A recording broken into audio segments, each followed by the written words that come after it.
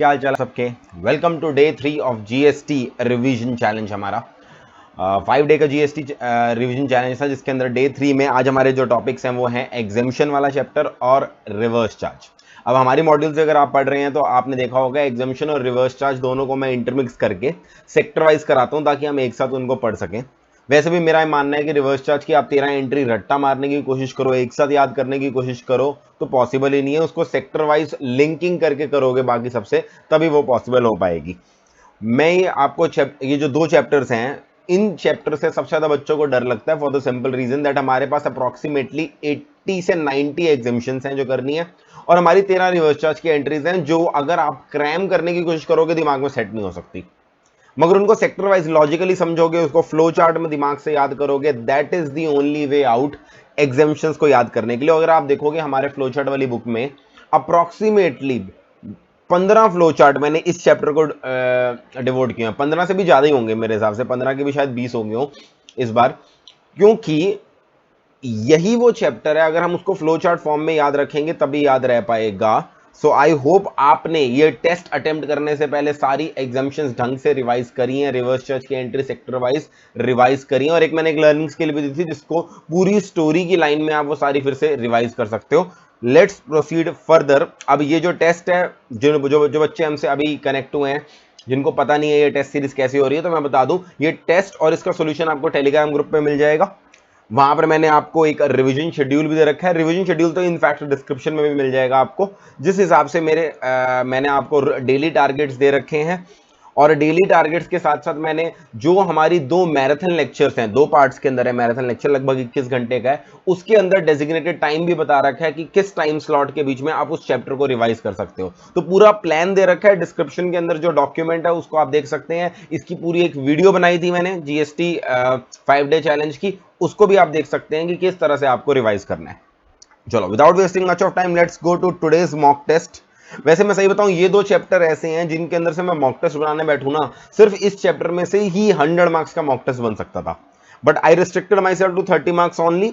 आगे के जो क्वेश्चंस हैं अभी हमने फुल सिलेबस टेस्ट लेने हैं, उसके अंदर डाल दूंगा। बहुत बहुत बहुत सारे क्वेश्चन बन सकते हैं, इनफैक्ट एमसीक्यू भी अनगिनत बन सकते हैं। अगर आप क्वेश्चन बैंक देखोगे उसके अंदर लगभग लगभग 70 एमसीक्यू मैंने दे रखे हैं, और क्वेश्चंस में भी मैंने बहुत सारे दे रखे हैं। This is for the simple reason that पहली बात तो प्रोविजंस इतने सारे हैं कि क्वेश्चन बनाए जा सकते हैं। दूसरी बात है एग्जामिनर का भी one of the favourite chapters है, इसके अंदर से क्वेश्चन पक्का पक्का आता ही है। इसकी एग्जाम में वेटेज कम से कम 5 या 6 मार्क्स की मान सकते हो आप। Right, let's proceed further. पहले एमसीक्यू क्वेश्चन देखते हैं। बढ़िया एमसीक्यू क्वेश्चन है सारे जो इस बार डाले हैं मैंने।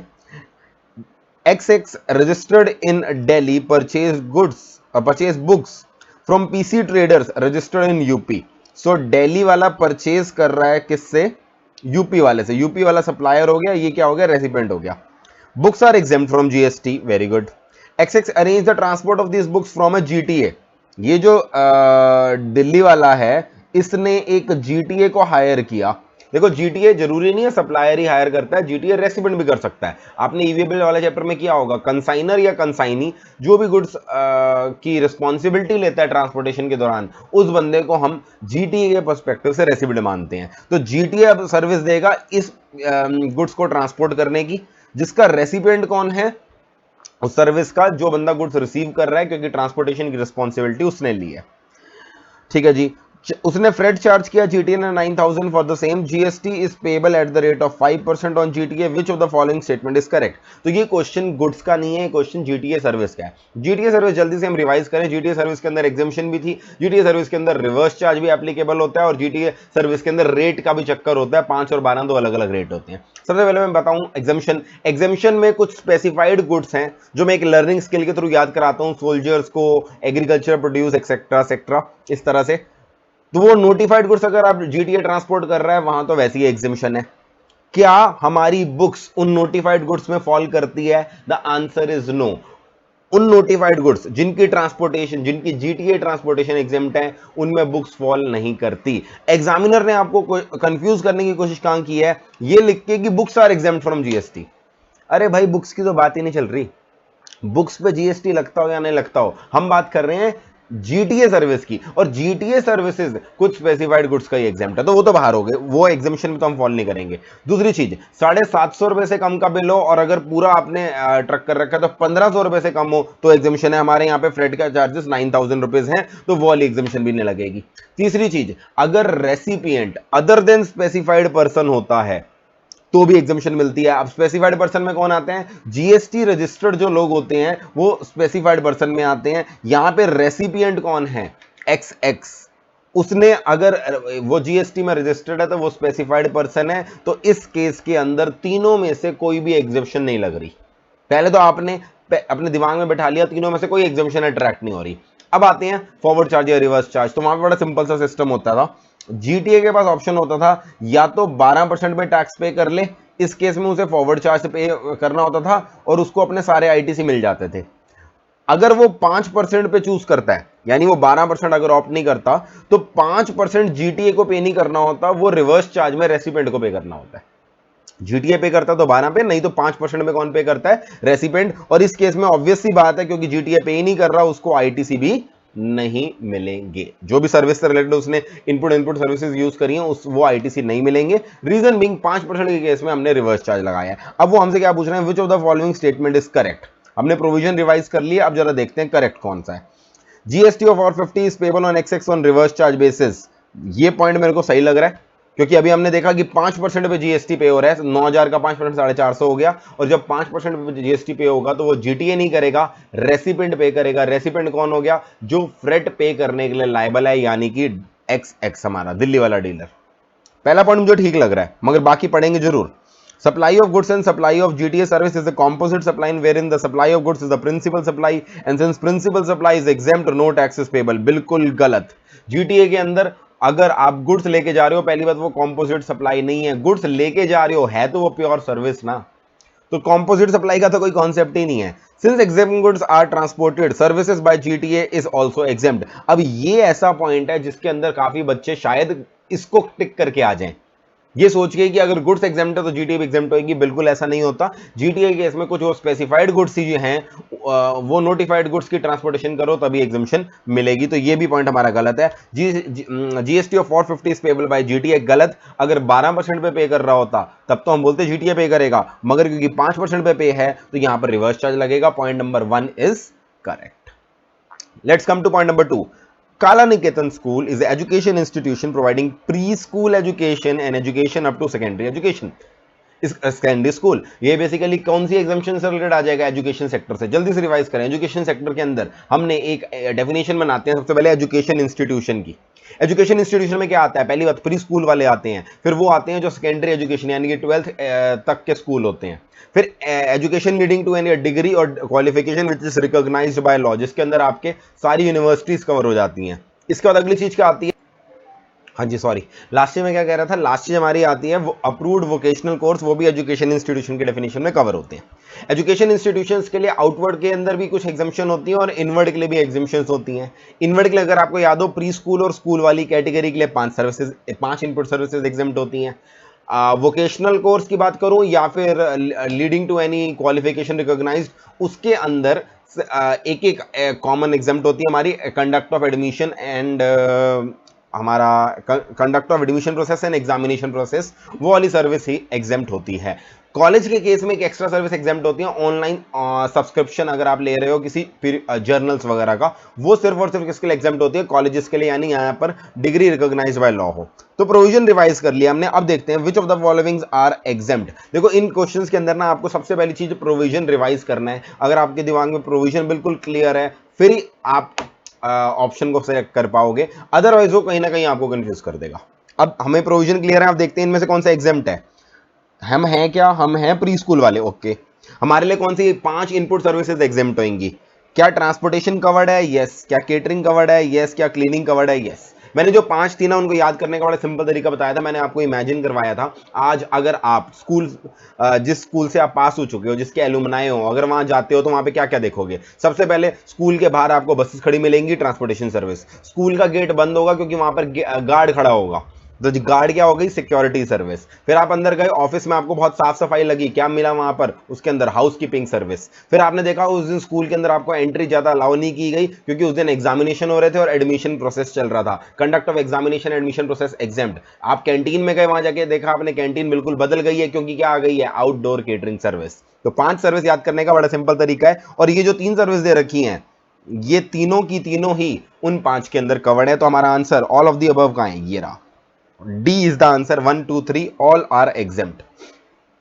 Which of the following service is not exempt under GST? अब ये इंपॉर्टेंट पॉइंट है क्योंकि हमारा जो एग्रीकल्चर सेक्टर है ना, आपको पता होगा जो रिसेंटली May 20 के लिए अमेंडमेंट आई थी, वेयर हाउसिंग के लिए बहुत कॉम्प्लिकेटेड हो गया सारा कुछ। वेयर हाउसिंग, लोडिंग अनलोडिंग, सबके ऊपर अलग अलग चीजों के ऊपर एग्जामिशन है।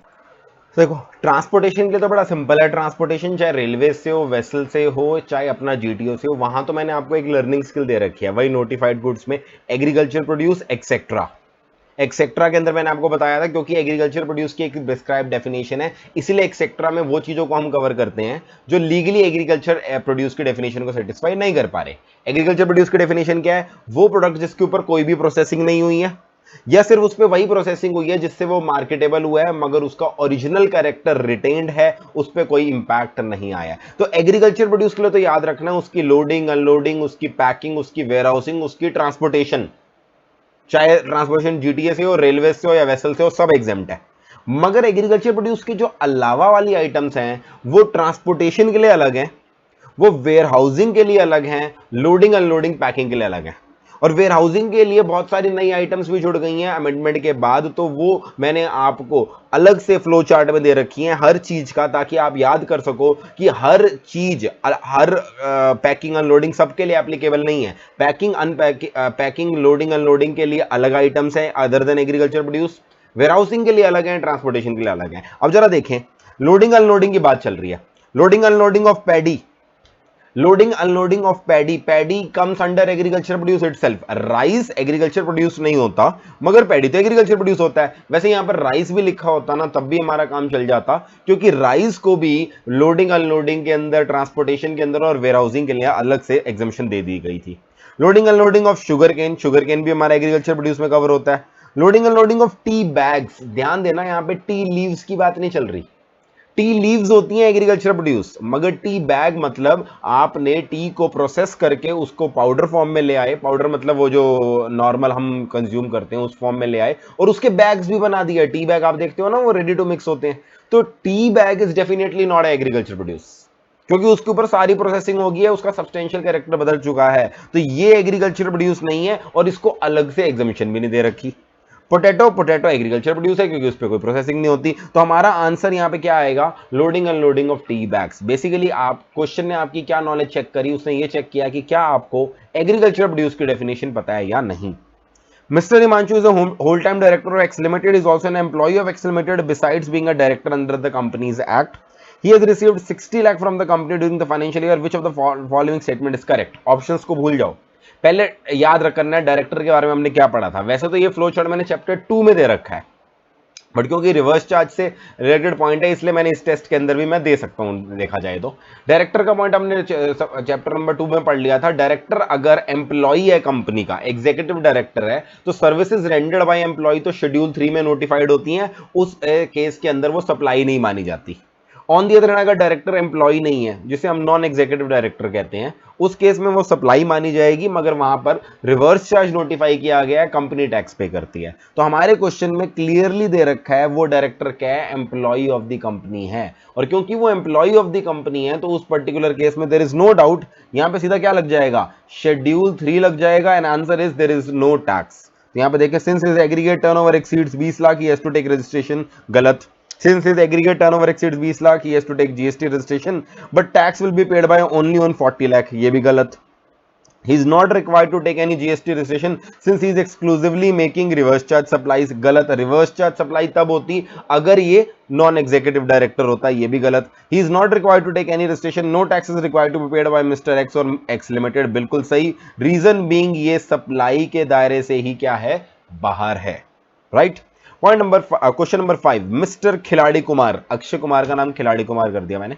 He's a managing director of Khiladi Equipments Limited. The company is located and registered in GST with office and factories in Mumbai. सिर्फ मुंबई के अंदर ही है उसके, अच्छी बात है। Khiladi Kumar has decided to send food grains and other relief materials worth 50 lakh and 20 lakh respectively through railway and airways to cyclone hit victims of Kerala। पहली line कि वो डायरेक्टर है, ये है वो, किसी काम की नहीं थी।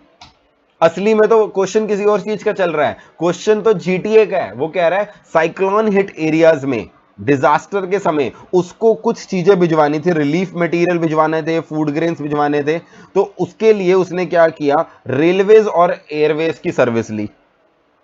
The company has contacted Super Airlines and Indian Airlines to transport the material from Mumbai to Kerala, and price of the same has been determined as 10 lakh by air and 50,000 by railways excluding the taxes.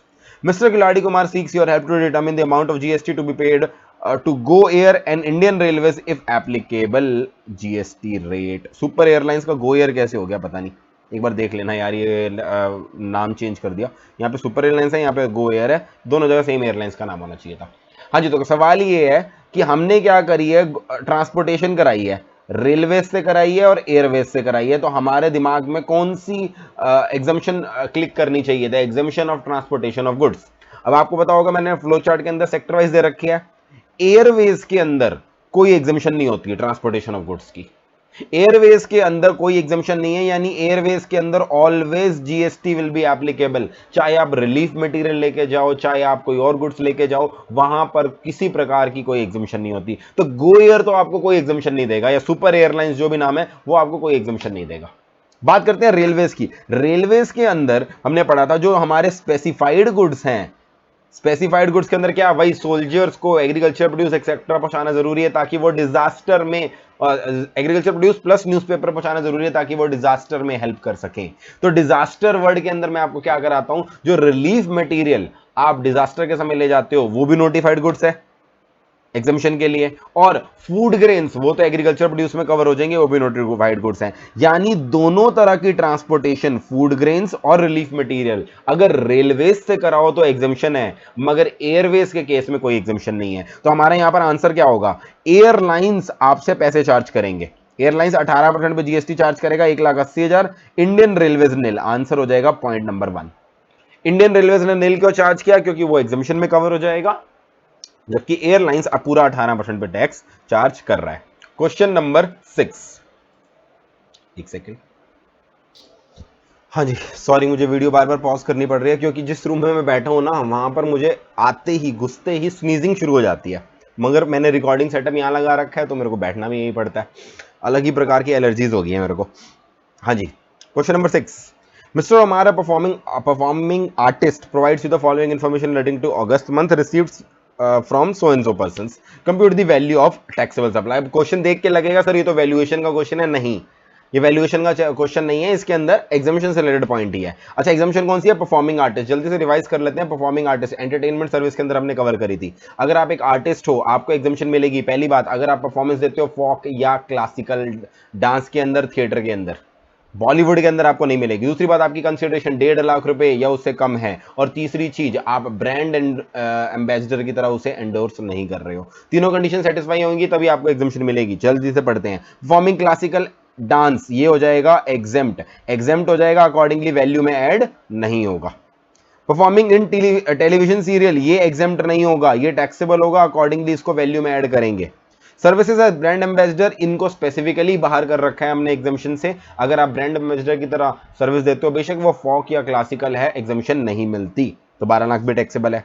Coaching in recreational activities, अच्छा मैंने यहाँ पे एक और अलग entry आ गई है entertainment के अंदर, कोचिंग इन कैश हमारी एग्जाम्प्ट होती है। कैश में कल्चर, आर्ट, स्पोर्ट्स, तो हम किसकी दे रहे हैं, recreational activity relating to arts, ये भी क्या हो जाएगी, एग्जाम्प्ट हो जाएगी। Performing western dance, western dance की कोई एग्जामिशन नहीं है, मैंने पहले बोला बॉलीवुड या वेस्टर्न की एग्जामिशन नहीं है, क्लासिकल या फॉक की है, तो ये भी क्या हो जाएगी, टैक्सेबल। सो 280 + 12 1480, 1480 और 90 15,70,000। बेसिकली उसने 4 पॉइंट्स आपको चेक करवा लिए एक ही क्वेश्चन के अंदर। Question number 7. Dhirubhai Trust, an entity registered under 12AA of Income Tax Act, has furnished you the following details with respect to the activities undertaking by it. एक trust है जो 12AA में registered है. 12AA of income tax act में जो registered trust होते हैं उन्हें चैरिटेबल ट्रस्ट बोलते हैं. इनकम टैक्स में उनकी इनकम एग्जेम्प्ट होती है और जीएसटी में बहुत सारी एंट्रीज में जब एग्जेम्पशन हम देते हैं, चैरिटेबल एक्टिविटीज, चैरिटेबल सेक्टर के अंदर जो एग्जेम्पशन देते हैं उसमें दो कंडीशन होती हैं. पहली कंडीशन ये होती है आपका ट्रस्ट इनकम टैक्स के 12AA में रजिस्टर्ड होना चाहिए और दूसरी चीज होती है आपकी एक्टिविटीज चैरिटेबल एक्टिविटीज की डेफिनेशन सेटिस्फाई करती है. तो पहली कंडीशन तो क्वेश्चन ने क्लियरली बता दिया, हमारा ट्रस्ट तो 12AA में रजिस्टर्ड है. अब आपको चैरिटेबल एक्टिविटीज की डेफिनेशन पे फोकस करना है. राइट, आगे बढ़ते हैं. You are required to compute the value from the information given below. चलो जी, amount received from yoga camp, जल्दी से याद करो क्या योगा कवर्ड था उसके अंदर? Yes, yoga was covered under charitable activities, accordingly ये एग्जेम्प्ट है. Payment made for services received, अरे सर्विस रिसीव्ड की बात आ गई. Payment made for services received from a service provider located in Australia for the purpose of providing charitable activities. अगर आपको याद हो, चैरिटेबल ट्रस्ट की आउटवर्ड तो एग्जेम्प्ट होती है, इनवर्ड के अंदर भी उसको एग्जेम्पशन मिलती है अगर वो सर्विसेज इंपोर्ट करता है और वो import of services other than for business purpose यानी कि चैरिटेबल पर्पस के लिए होती हैं, तो उसको इंपोर्ट के ऊपर आरसीएम में पे नहीं करना पड़ता. इंपोर्ट ऑफ सर्विस की बात कर रहा हूं मैं, तो यहां पर भी एग्जेम्पशन मिल जाएगी, उसको आरसीएम अप्लाई नहीं करना पड़ेगा. अदरवाइज इंपोर्ट ऑफ सर्विसेज पे यूजुअली आरसीएम लगता है. This was an exception to RCM वाला. ये एग्जेम्पशन हम चैप्टर 2 के अंदर पढ़ते हैं, आपको चैप्टर 2 वाले चार्ट में मिलेगी. Amount received for counselling of HIV patients, HIV patients की वो भी काउंसलिंग केयर भी किसमें कवर्ड थी? अपना चैरिटेबल एक्टिविटीज की डेफिनेशन में, ये भी एग्जेम्प्ट है. Amount received for renting of auditorium, क्या रेंटिंग ऑफ ऑडिटोरियम कवर्ड था चैरिटेबल एक्टिविटीज में? बिल्कुल नहीं. और चैरिटेबल एक्टिविटी के अलावा कोई भी और एक्टिविटी देगा ट्रस्ट तो वो क्या हो जाएगा? टैक्सेबल, तो इस पे टैक्स लगेगा 1,50,000 रुपए. Amount received for activities relating to preservation of forest and wildlife, preservation of forest and wildlife भी क्या थी? चैरिटेबल एक्टिविटीज में कवर थी. मैंने आपको याद करने का बड़ा सिंपल सा तरीका बताया था. स्लॉटरिंग ऑफ एनिमल्स भी एग्जेम्प्ट है, preservation of wild life and animals भी एग्जेम्प्ट है. सिंपल सी बात है. तो ये भी एग्जेम्प्ट हो गया. ले देके हमारा आंसर क्या बच गया? 1,50,000 रुपए. अभी जो 7th क्वेश्चन है, या मैं कुछ हद तक बोलूंगा 6th क्वेश्चन भी है, ऐसे क्वेश्चन मुझे लगता है अगर एग्जाम में आएंगे, ये बड़ी मेहनत करा रहे हैं. देखा जाए तो उसने 5 पॉइंट चेक कर लिए. मैंने अपने टेस्ट में ये 1 मार्क का दिया है, बट मुझे ऐसा लगता है एग्जाम में अगर ये ऐसे क्वेश्चन पूछे जाएंगे तो वो 2 मार्क्स के लिए पूछेगा. ये क्वेश्चन जो है ना, टिपिकली मैंने पता कहां से लिए? ये सीए फाइनल के जो सैंपल क्वेश्चन है ना, वहां से लिए हैं. तो सीए फाइनल के अंदर तो ये क्वेश्चन, ऐसे क्वेश्चन आ रहे हैं, वहां पे 2-2 मार्क्स के क्वेश्चन में वो ये ऐसा क्वेश्चन वो 2 मार्क्स के लिए पूछता है, मगर वो आपका कॉन्सेप्ट चेक कर लेता है एग्जामिनेशन. तो ऐसे सेम क्वेश्चन इंटर में भी आ सकते हैं, ऑल्दो अभी तक कभी आए नहीं है, मगर दैट डज नॉट मीन आगे नहीं आ सकते. सो करना क्या है, प्रोविजन सारे के सारे आपके सिलेबस में है, बस किया गया उसने एक ही क्वेश्चन में, बजाय करवाने की जगह यही क्वेश्चन अगर वो करवाता, आपको 4 या 5 मार्क्स का क्वेश्चन आता, प्रेजेंटेशन के मार्क्स देने पड़ते. वही सेम कॉन्सेप्ट उसने आपका चेक कर लिया तो 1 मार्क का नहीं आएगा. अगर ऐसा क्वेश्चन आया मेरे हिसाब से 2 मार्क्स का आएगा, ऑल्दो मैंने अपने टेस्ट में 1 मार्क का ही डाला है. Banking services provided by department of post. Department of post की जल्दी से सर्विसेज याद करें.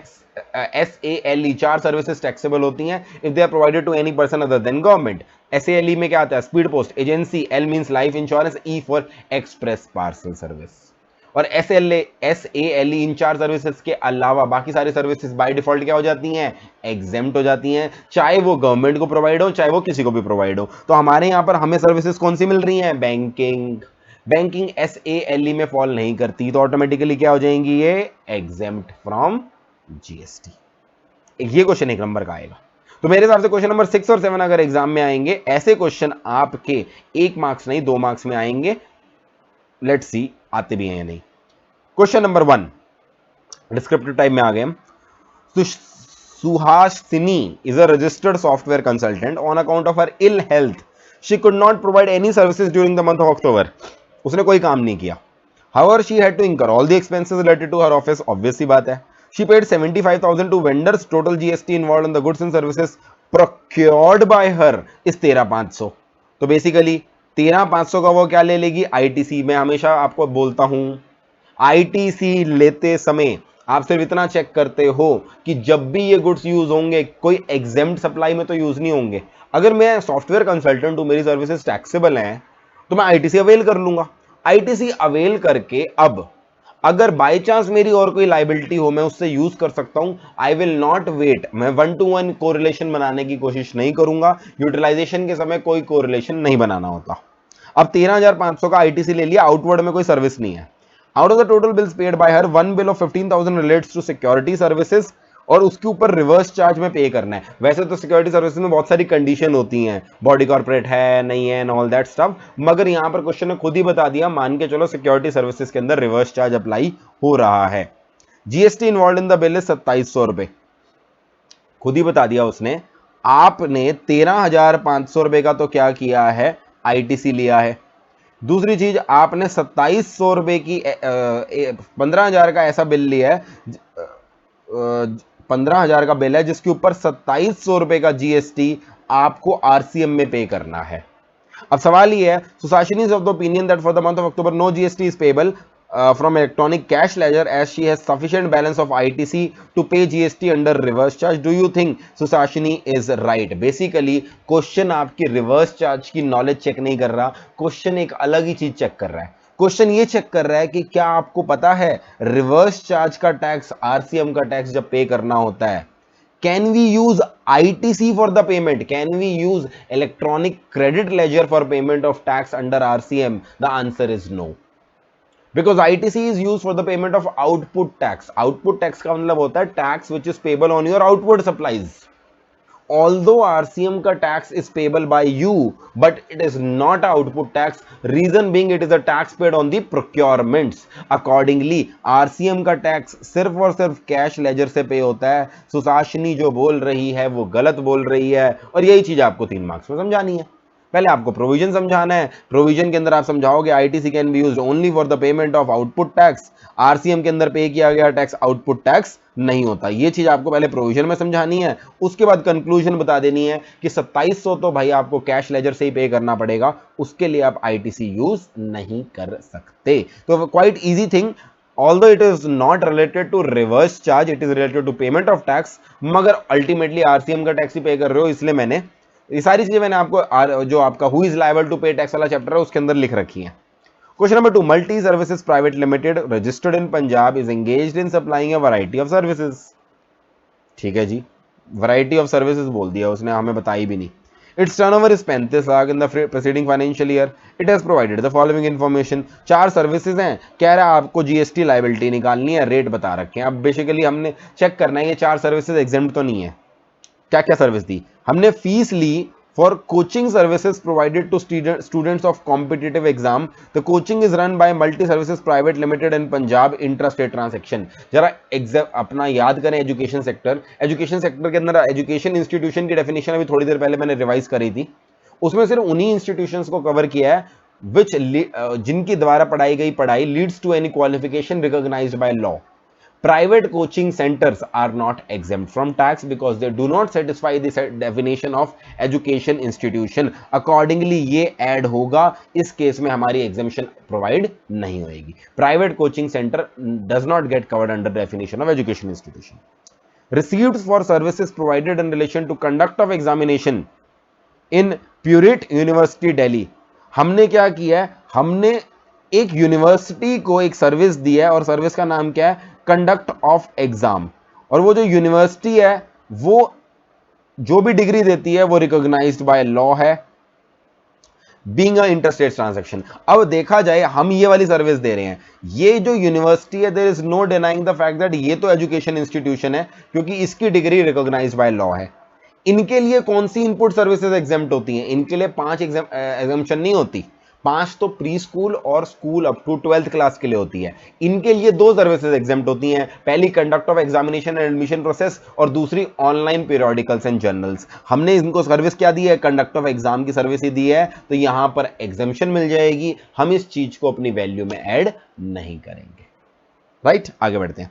Amount received for transportation of students and faculty from their residence to Lotus public school. अब हम एक स्कूल को सर्विस दे रहे हैं, किसकी? ट्रांसपोर्टेशन की। तो अगर अभी मैंने आपको रिवाइज कराया, प्री स्कूल और school up to 12th class यानी कि हायर सेकेंडरी स्कूल तक, उनको 5 सर्विस एग्जाम्प्ट है, और उसमें पहली क्या है? Transportation of students and faculties. तो ये भी क्या हो जाएगी, एग्जेम्प्ट हो जाएगी, एग्जेम्प्ट हो जाएगी, इसलिए इसको भी टैक्स निकालते समय हमें ऐड नहीं करना। Amount received for services providing the security and housekeeping service in Dhani public school. अभी जो 5 सर्विसेज हमने रिवाइज करी वो स्टोरी फॉर्म में बनाया था, उसमें हाउसकीपिंग भी था, सिक्योरिटी भी थी। गेट पे गए, गेट कीपर मिला, सॉरी सिक्योरिटी एजेंट मिला, आपको स्कूल में घुसने नहीं दे रहा था, सिक्योरिटी सर्विस।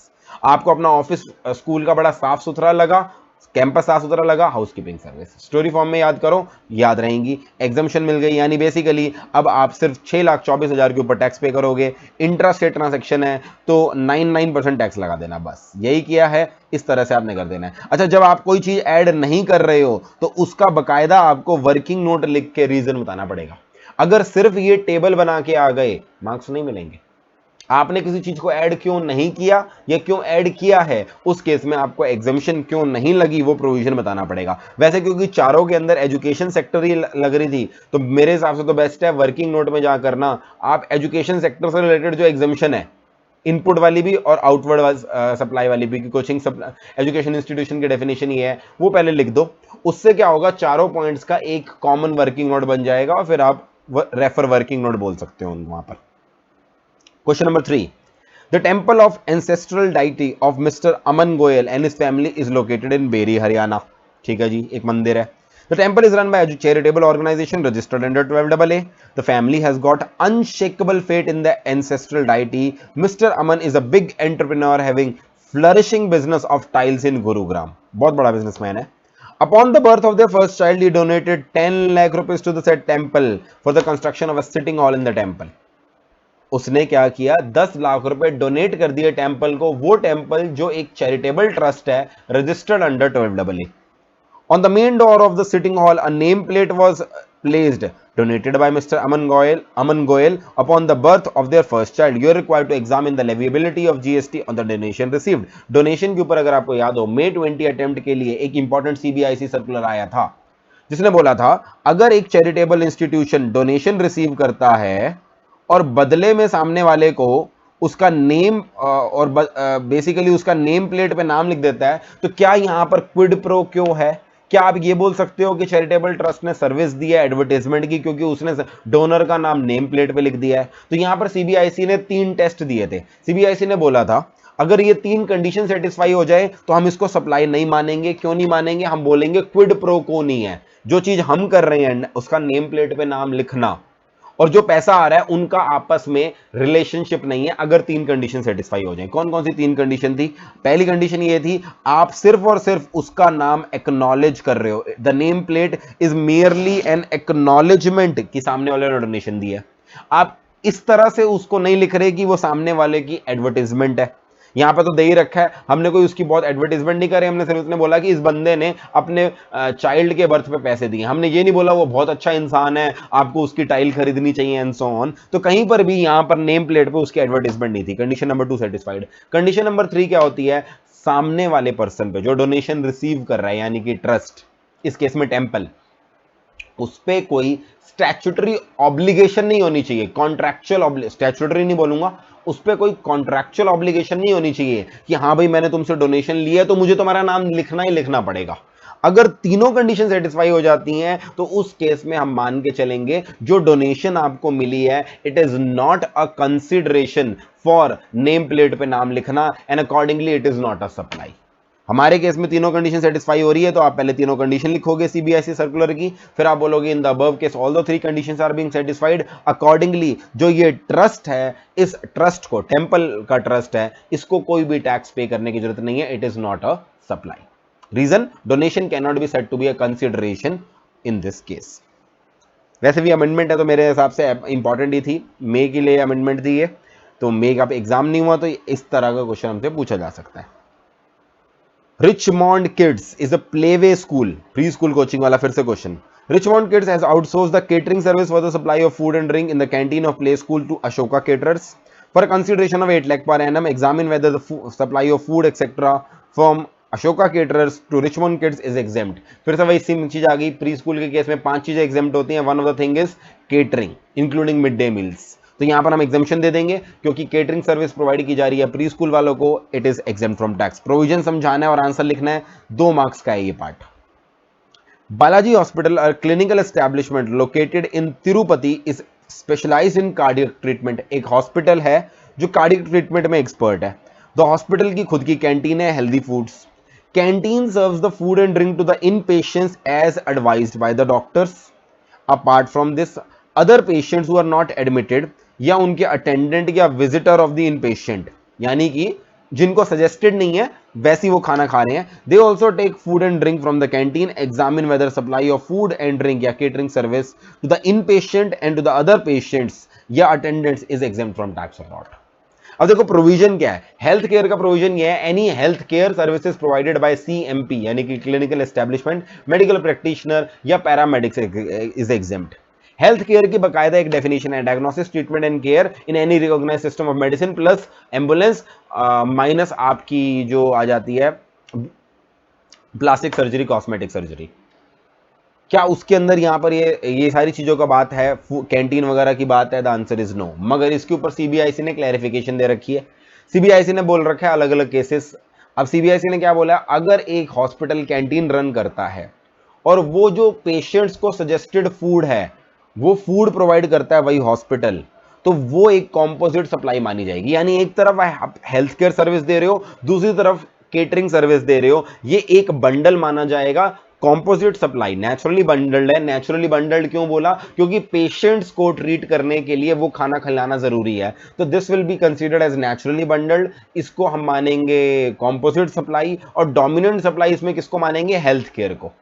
तो वो सारा खाना जो आपने पेशेंट्स को खिलाया एज पर देयर प्रिस्क्रिप्शन, जो डॉक्टर ने प्रिस्क्राइब कर रखा था, वो सारा खाना एग्जेम्प्ट हो जाएगा, बिकॉज दैट खाना is the part of the composite supply in which health care is the dominant thing. On the other hand, उन पेशेंट को जिनको कुछ प्रिस्क्रिप्शन नहीं है या उनके साथ मिलने आने वाले रिलेटिव्स को, विजिटर्स को, उनको अगर खाना दोगे, that has nothing to do with health care. And on that food and beverage service, food and beverage is always a service, I think आपको इतना तो याद होगा शेड्यूल 2 में. On that restaurant service, on that catering service, there is no exemption, GST हमें पे करना पड़ेगा. तो ये पार्ट 4 मार्क्स का है, जिसके अंदर आप पहले प्रोविजंस ऑफ द लॉ में क्या समझाओगे? पहले थोड़ा बहुत हेल्थ केयर के बारे में बता दो कि ये प्रोविजन हेल्थ केयर का एग्जेम्प्ट होता है. हेल्थ केयर की डेफिनेशन समझाने की जरूरत नहीं है, आप सिर्फ इतना समझा सकते हो हॉस्पिटल के लिए एग्जामिशन तभी होती है अगर वो हेल्थ केयर में फॉल करता है. फिर सीबीआईसी सर्कुलर में जो दोनों पॉइंट्स दे रखे हैं जो मैंने अभी डिस्कस किए वो समझा दो. इसके बाद आप कंक्लूजन दे दो एक साथ. कंक्लूजन एक साथ दे सकते हो या यहां पर दो चीजें पूछ रखी हैं, 2 पॉइंटर्स बना के दे सकते हो. पहले दोनों के एक साथ ही प्रोविजन लिख दो, फिर दोनों का एक साथ कंक्लूजन लिख दो, 4 मार्क्स आपको मिल जाएंगे. Right. Question number 5. World wide private limited, a registered taxable person having gross receipt of 50 lakh in the previous year, provides the following services. Running a boarding school. Boarding school की service तो वैसे ही exempt है, वो तो education institution में cover आता है. और बोर्डिंग के ऊपर सीबीएसई का सर्कुलर है. बोर्डिंग का सर्कुलर क्या कह रहा है? वो कह रहा है अगर कोई एजुकेशन इंस्टीट्यूशन है तो उसकी any services provided to student staff exempt है. और एनी के अंदर एजुकेशन तो कवर होती है, बोर्डिंग भी कवर होता है. तो अगर एक स्कूल पढ़ाने की सर्विस देता है दैट इज एग्जाम्प्ट, वो बोर्डिंग की सर्विस देता है दैट इज ऑल्सो एग्जाम्प्ट. तो बोर्डिंग स्कूल से घबरा मत जाना, बोर्डिंग स्कूल की सर्विस भी एग्जाम्प्ट है, तो हम इसको ऐड नहीं करेंगे. Fees from prospective employer for campus interview, ये हमारा एग्जाम्प्ट नहीं है, टैक्सेबल है, क्योंकि ये कवर नहीं होता. Only the services provided to student staff and faculties is exempt. Here we are providing services to corporates, and corporates को जो आप सर्विस देते हो वो टैक्सेबल होती है. ये आपको चार्ट में भी मिल जाएगा, मैंने बुक में भी इसको ये सेम एग्जांपल दे रखा है आपको. Education services for obtaining the qualification recognised by law of a foreign country. अगर वो यूनिवर्सिटी कोई ऐसी डिग्री देती which is recognised by law in India, फिर तो हम एग्जामिशन दे देते, मगर क्योंकि यहां पर लॉ फॉरेन कंट्री का है इसलिए हम उसको एजुकेशन इंस्टीट्यूशन नहीं मानेंगे, अकॉर्डिंगली एग्जामिशन नहीं मिलेगी और ये टैक्सेबल बन जाएगा. Renting of furnish flat for temporary stay to different persons. देखो फ्लैट अगर आप दे रहे हो रेजिडेंशियल पर्पस के लिए फॉर यूज एज रेजिडेंस, वो तो एग्जेम्प्ट होता है, वहां तो कोई वैल्यू नहीं होती. मगर मैंने एक चीज समझाई थी, रेजिडेंस वर्ड तभी यूज होता है जब एक सम सॉर्ट ऑफ परमानेंस हो. अगर आप कहीं पर टेम्परेरली रह रहे होते हो तो वो रेजिडेंस नहीं कहलाता, वो स्टे कहलाता है. तो वहां पर वो renting of residential dwelling for use as residence वाली एग्जामिशन नहीं मिलती. वहां पर फिर होटल वाली एग्जामिशन लगती है. होटल हो, कैंप साइट हो, गेस्ट हाउस हो, by whatever name called.